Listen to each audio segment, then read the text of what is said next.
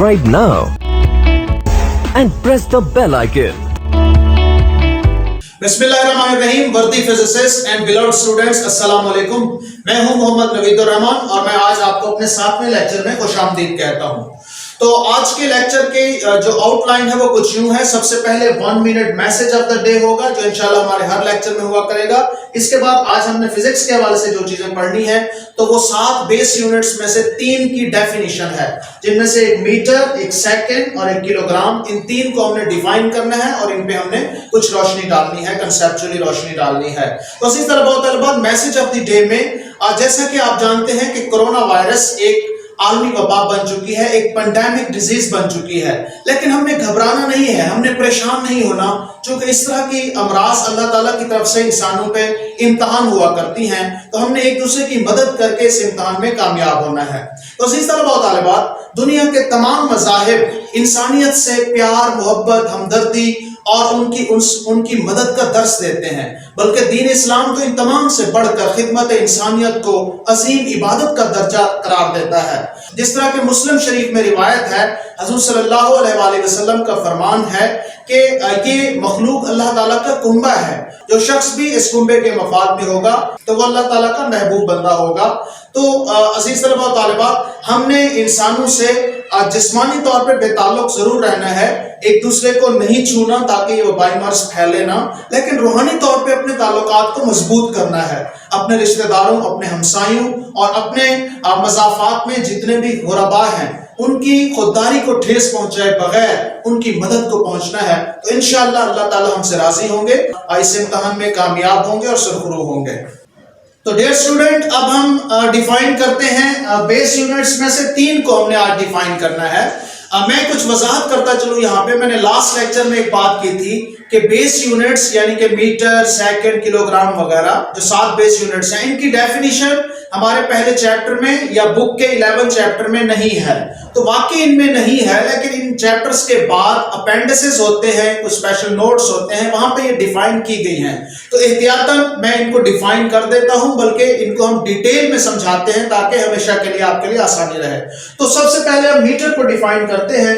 तो मीटर की जो न्यू डेफिनेशन है 1983 में जो बनी वो है कि the distance travelled by light in vacuum during 1/299792458 of 1 second, कि ये वो डिस्टेंस है जो रोशनी तकरीबन 1 सेकंड के 30 करोड़वें हिस्से में तय कर लेती है। ये जो बटे में 299792458 आप देख रहे हैं, ये तकरीबन 30 करोड़ है। लिखना आपने यही है, डेफिनेशन एग्जैक्टली लिखनी होती है, लेकिन आपको अंडरस्टैंड कराने के लिए ये तकरीबन 30 करोड़ है।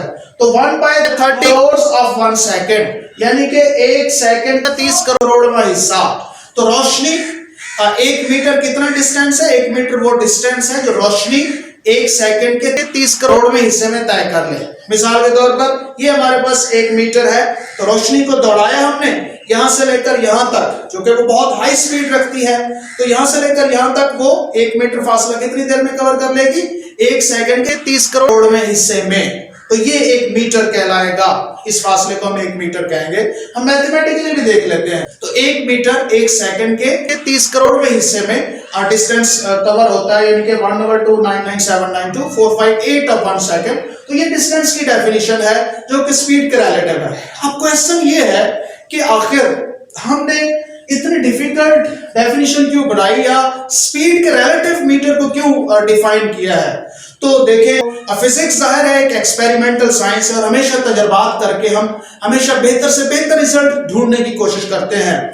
तो ये डेफिनेशंस रिवाइज होती रहती हैं। 1889 में इसकी डेफिनेशन और थी, 1960 में इसकी डेफिनेशन और थी, और 1983 में ये डेफिनेशन थी। अब ये डेफिनेशन लाइट के रिलेटिव क्यों है? देखिए, हमें हमेशा स्टैंडर्ड चाहिए होता है जो तब्दील ना हो। तो आइंस्टाइन की स्पेशल थ्योरी ऑफ रिलेटिविटी कहती है कि, जो कि हम इंशाल्लाह सेकंड ईयर में पढ़ेंगे, कि रोशनी इस वक्त कायनात में सबसे ज्यादा रफ्तार रखती है और रोशनी की रफ्तार वैक्यूम में कांस्टेंट रहती है, चेंज नहीं होती। तो जो चीज कांस्टेंट रहती है, जो चीज तब्दील नहीं होती, उसको उसके लिहाज से स्टैंडर्ड लेना ये बहुत अच्छी बात है। तो मैंने आपको बताया था कि पेरिस में आज जो 1 मीटर की राड रखी है, पूरी दुनिया पहले उसका डुप्लीकेट बना के ले जाती थी। अब हो सकता है कि जो बना के ले जा रहा है वो छोटी बड़ी भी कर सकता था, लेकिन अब आप रोशनी की रफ्तार से अपना मीटर अपने लैब में तैयार कर सकते हैं। कैसे? अपनी एक लैब में एक वैक्यूम क्रिएट करें एक ट्यूब के अंदर और उसमें रोशनी को दौड़ाएं। अब जब रोशनी को दौड़ाएं तो रोशनी 1 सेकंड के 30 करोड़ में हिस्से में जितना फासला तय कर ले वो आपका 1 मीटर होगा। तो अब आप हर जगह अपना 1 मीटर आज जो है वो तैयार कर सकते हैं, स्टैंडर्ड तैयार कर सकते हैं। इवन के कायनात में कहीं पे भी 1 मीटर आप लाइट के रिलेटिव तैयार कर सकते हैं। दूसरा पॉइंट ऑफ व्यू वो ये है, दूसरा पॉइंट ये है कि आइंस्टाइन की थ्योरी ये भी हमें बताती है कि जब कोई चीज बहुत हाई स्पीड से मूव करे तो उसकी कुछ चीजें तब्दील हो जाती हैं। मिसाल के तौर पर क्या क्या? लेंथ चेंज हो जाती है जब कोई चीज हाई स्पीड से मूव करे, मैस में फर्क आता है और टाइम में फर्क आता है और कुछ और चीजें भी हैं। तो लेंथ में देखें, मिसाल के तौर पर ये जो मीटर रॉड है जो फ्रांस में पड़ी है म्यूजियम में, अगर हम इसको आइंस्टाइन की थ्योरी ऑफ रिलेटिविटी को देखते हुए अगर हम इस 1 मीटर के रॉड को अगर हम दौड़ाते हैं हाई स्पीड से तो इसकी लेंथ कंट्रैक्ट कर जाएगी आइंस्टाइन की थ्योरी के मुताबिक। अब जो स्टैंडर्ड कंट्रैक्ट कर जाए तो सारा वो स्टैंडर्ड तो ना हुआ, तो वो तो मीटर तो ना रहा, वो छोटा हो गया। लिहाजा इन मॉडर्न कंसेप्ट्स की वजह से हमने मीटर को डिफाइन किया है स्पीड ऑफ लाइट के कंपैरेटिव, जो कि तब्दील नहीं होती। तो ये 1 मीटर की डेफिनेशन है। तो डियर स्टूडेंट्स, अब हम बात करते हैं 1 सेकंड की। 1 सेकंड क्या होता है? तो 1 सेकंड की जो लेटेस्ट डेफिनेशन है वो है duration of 9 billion 19 crore 26 lakhs and few thousands vibrations of radiations emitted by the transition between two hyperfine levels of ground state of cesium 133 is called 1 second। तो 1 सेकंड, ये जाहिर है ये मुश्किल है डेफिनेशन, लेकिन हम इसको आसान करेंगे। तो 1 सेकंड क्या है? 1 सेकंड वो लम्हा है जिस लम्हे में एक सीजियम एटम से तकरीबन 9 अरब 19 करोड़ और 26 लाख कुछ हजार रेडिएशंस निकलती हैं। अब सीजियम एटम से कैसे निकलती है और यहाँ पे वर्ड हाइपरफाइन क्या है इसको जरा एक्सप्लेन करते हैं। देखिए, कोई भी एटम हो, जिस तरह के सीजियम 133 एक आइसोटोप है, एक एटम है, कोई भी एटम न्यूक्लियस पर मुश्तमिल होता है और उसके जो ऑर्बिट्स होते हैं, जिन ऑर्बिट्स के अंदर इलेक्ट्रॉन्स होते हैं। अगर और जाहिर है न्यूक्लियस पॉजिटिवली चार्ज है और इलेक्ट्रॉन जो हैं वो नेगेटिवली चार्ज हैं जो ऑर्बिट्स के अंदर मौजूद हैं। अगर आप किसी एटम को हीट अप करते हैं, एक पर्टिकुलर टेम्परेचर देते हैं या वोल्टेज देते हैं, तो हो सकता है कि इलेक्ट्रॉन स्टेट से अगले ऑर्बिट में चला जाए, या बस वक्त ऐसा होता है कि आप एक मिनिमम अमाउंट ऑफ एनर्जी देते हैं तो वो अपने करीबी लेवल में चला जाता है, अगले ऑर्बिट में नहीं आता। इसको स्प्लिटिंग ऑफ ऑर्बिट लेवल कहते हैं कि एक करीबी एक लेवल बन जाना। इसको हाइपरफाइन लेवल्स कहा जाता है और इसकी वजह क्या है? पॉजिटिव न्यूक्लियस और इलेक्ट्रॉन के दरमियान जो कोऑर्डिनेशन है, जो कि आपने उसको डिस्टर्ब किया है, उस वजह से जो लेवल्स बने हैं वो हाइपरफाइन लेवल्स हैं।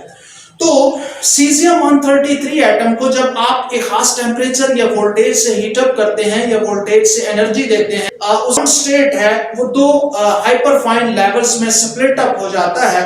अब इलेक्ट्रॉन एनर्जी लेके अपर लेवल में चला जाता है और फिर वहां पे चूंकि वो स्टेबल नहीं होता, हर लेवल में एक खास तादाद होती है इलेक्ट्रॉन्स की, उससे ज्यादा नहीं रह सकते। ये एक अलग उसूल है जो आप केमिस्ट्री में भी पढ़ेंगे। तो वो इलेक्ट्रॉन फिर वहां से जंप डाउन करता है, जब वापस आता है तो फिर वो रेडिएशन एमिट आउट करता है फोटॉन की फॉर्म में, वेव्स की फॉर्म में। अब जितना आप एनर्जी देते रहेंगे ये ट्रांजिशन होती रहेगी, ऊपर जाना और वापस आना बिटवीन 2 हाइपरफाइन लेवल्स। तो ये जब ट्रांजिशन होती रहेगी तो रेडिएशंस एमिट आउट होंगे। अब ये इतनी तेजी से ट्रांजिशन होती है कि बहुत तेजी से रेडिएशंस निकलती हैं और बहुत ज्यादा निकलती हैं। तो ये चीज मेजर की गई है, कैलकुलेट की गई है कि तकरीबन 1 सेकंड वो लम्हा है जिसमें ये ट्रांजिशन कितनी दफा हो जाती है? तकरीबन 9 अरब। ये एक दफा जाना और वापस आना, ये एक दफा हो गया। तो तकरीबन 9 अरब 19 करोड़ 26 लाख और कुछ हजार आपके सामने, इतनी दफा ये ट्रांजिशन हो जाती है और इतनी दफा वेव्स निकल जाती हैं 1 सेकंड में। तो ये 1 सेकंड की डेफिनेशन है जो सीजियम एटम से निकलने वाली रेडिएशन से जो है जिसको कंपेयर किया गया है, उनकी तादाद से कंपेयर किया गया है। अब सवाल ये है कि सीजियम एटम से निकलने वाली रेडिएशन से ही क्यों? तो जनाबे वाला फिजिक्स एक एक्सपेरिमेंटल साइंस है। मैं पहले भी अर्ज कर चुका हूं कि हमने आहिस्ता आहिस्ता तरक्की की है। जहां पे हमें एक्यूरेसी मिलेगी, जहां पे हमें रिजल्ट अच्छा मिलेगा, हमने ज़ाहिर है उसी को स्टैंडर्ड बनाना होता है। एक दौर था जमीन की स्पिनिंग, रोटेशन या चांद की मूवमेंट से आप जो है वो सुबह शाम का और औकात का फैसला करते थे, वक्त का और नमाजों का जो है वो टाइम फिक्स करते थे, तो उससे आप पहचानते थे। वहां पे गलती का इम्कान ज्यादा था। कभी आपने कहा कि अभी जोहर का टाइम हो गया है, हालांकि अभी 20 मिनट रहते होते थे, तो 20 मिनट की गलती का इम्कान था। तो ये बहुत बड़ा डिफरेंस था, बहुत बड़ी गलती थी। तो हम तरक्की करते गए और हम चीजों को बेहतर से बेहतर करते गए। तो एक मौका ऐसा आया कि हमने कहा एटॉमिक लेवल तक हम पहुंच गए, तो एटॉमिक क्लॉक्स तैयार करना शुरू कर दी हमने। ये कंसेप्ट सबसे पहले लॉर्ड कैल्विन ने दिया था तकरीबन 19वीं सदी में, 1890 के करीब उसने कंसेप्ट दिया कि एटॉमिक क्लॉक्स तैयार की जा सकती हैं। मैं आपको यहां बताता चलूं कि क्वांटम मैकेनिक्स जो कि एटॉमिक लेवल पे बात करती है, वो क्वांटम मैकेनिक्स के मुताबिक जो ही आप एटॉमिक लेवल पे जाते जाते हैं तो जो एक्यूरेसी है वो बढ़ती जाती है। तो एटॉमिक क्लॉक्स तैयार हुई कि एटॉमिक वाइब्रेशंस को हमने टाइम स्टैंडर्ड के तौर पे लेना शुरू कर दिया कि एटम कितनी दफा वाइब्रेट करता है उसको हम एक लम्हा मानेंगे। तो ये लॉर्ड कैल्विन से आगाज हुआ। फिर ये चलते चलते तरक्की करते करते 1955 में बाकायदा इंग्लैंड में एक नेशनल लैब है, वहां पे वो सीजियम का एटॉमिक क्लॉक तैयार किया गया। तो इसी तरह से आज भी जदीद इवन के आजकल नासा ने एक डीप स्पेस एटॉमिक क्लॉक तैयार किया है। तो ये इसी तरह से तरक्की करती रही हैं चीजें और हमने एटॉमिक क्लॉक्स तैयार किए हैं। अब सवाल ये है कि सीजियम एटम क्यों? तो याद रखें, आप बेतहाशा एटम्स आपके पास मौजूद हैं, पीरियोडिक टेबल के अंदर मुख्तलिफ एलिमेंट्स हैं, मुख्तलिफ आइसोटोप्स हैं। तो ये चीज स्टडी की गई है कि सीजियम से निकलने वाली जो रेडिएशंस हैं खास टेम्परेचर पे और उनकी जो खास तादाद है जो कि फिक्स निकलती है हर दफा, ये किसी और एटम से नहीं हासिल की जा सकती। तो दो चीजें हैं सीजियम 133 आइसोटोप में जो बाकियों में नहीं है, कि सीजियम टाइम के हवाले से और फ्रीक्वेंसी के हवाले से एक स्टैंडर्ड है और ये एक्यूरेट रिजल्ट देता है बाकी किसी भी एटम के मुकाबले में। तो ये सेकंड की डेफिनेशन थी। तो डियर स्टूडेंट्स, अब आखिरी डेफिनेशन है किलोग्राम की। तो किलोग्राम की डेफिनेशन वही है जो पहले भी मैं आपको बता चुका हूं। किलोग्राम क्या है?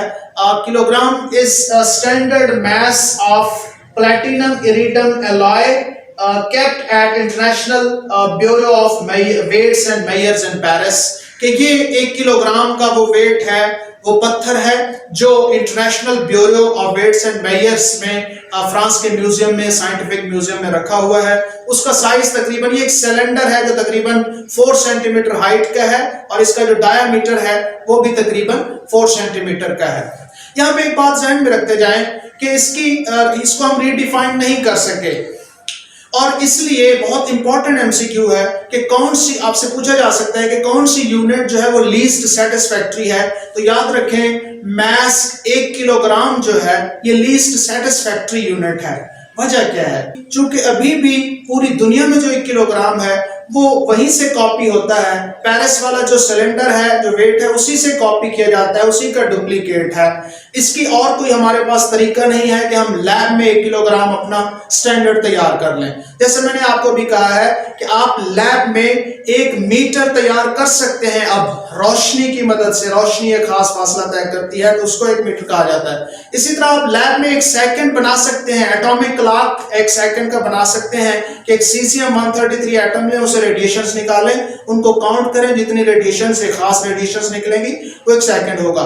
तो तकरीबन हम तमाम चीजों को मेजर कर सकते हैं, लेकिन मैथ्स का जो स्टैंडर्ड है अभी तक चेंज नहीं हुआ, तो ये लीस्ट सेटिस्फैक्ट्री है। तो इस तलबा और तालिबात, ये आज का एक मुख्तसर लेक्चर था। तो इंशाल्लाह अगला लेक्चर 1-2 दिन तक आ जाएगा। तब तक के लिए बेस्ट विशेस, अपना ख्याल रखिएगा। अल्लाह हाफिज।